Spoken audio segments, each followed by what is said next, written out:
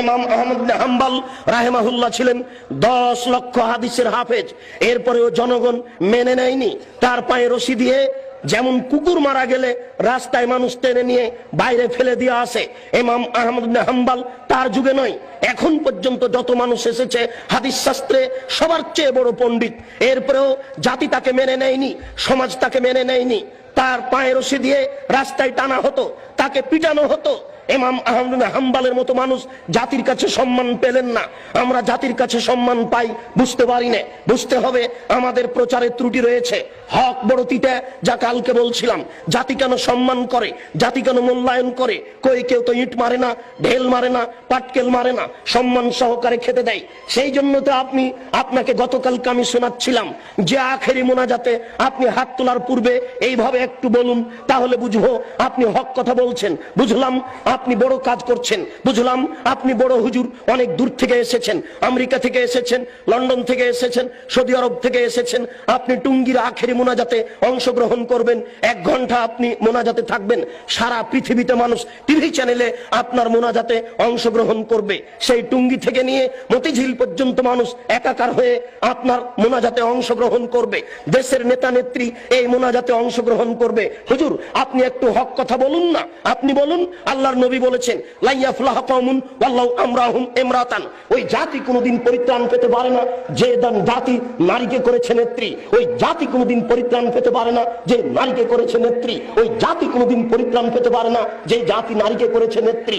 আপনি বলুন দোয়া করার পূর্বে আল্লাহ রাসূল বলছেন আলী লা তাদুতিম সালান ইল্লা তামাস্তাহু ওয়ালা কাবরান মুসরিফান ইল্লা সাওয়াইতাহু। আলী তুমি ছাড়বে না কোনো উঁচু কবর, সবকে ভেঙে সমান করে দাও। আলী তুমি ছাড়বে না কোনো ছবি মূর্তি, সবকে ভেঙে একাকার করে দাও।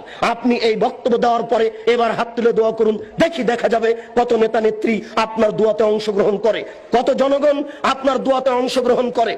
আপনি হাত তুলে দোয়া করার পূর্বে বলুন আল্লাহর নবী বলেছেন মান সাদ্দা ফুরজাতান বানাল্লাহু লাহু বাইতান ফিল জান্নাহ। আল্লাহর নবী বলেছেন সালাত আদায় করার সময়তে দুইজনের মাঝে যেই ফাঁকা রয়েছে এই ফাঁকা বন্ধ করে যে আল্লাহ তার জন্য জান্নাতে ঘর নির্মাণ করেন। আপনি বলুন একটু, এরপরে আপনি হাত তুলে দোয়া শুরু করবেন।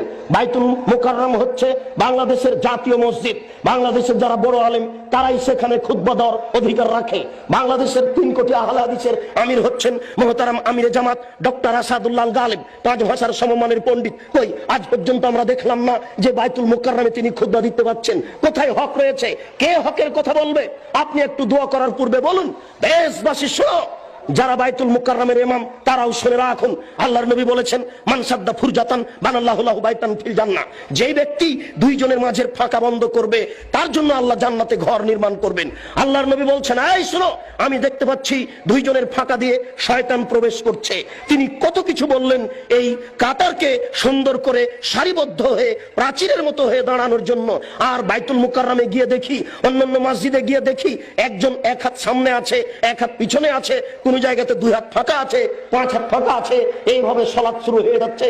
কই আপনি তো একটু হাত তোলার পূর্বে এই কথা বলতে পারেন না? বলুন দেখি, হক বোঝা যাবে কাতে, আর বোঝা যাবে কত মানুষ আপনার এখানে বেশি হয় আর কম হয়।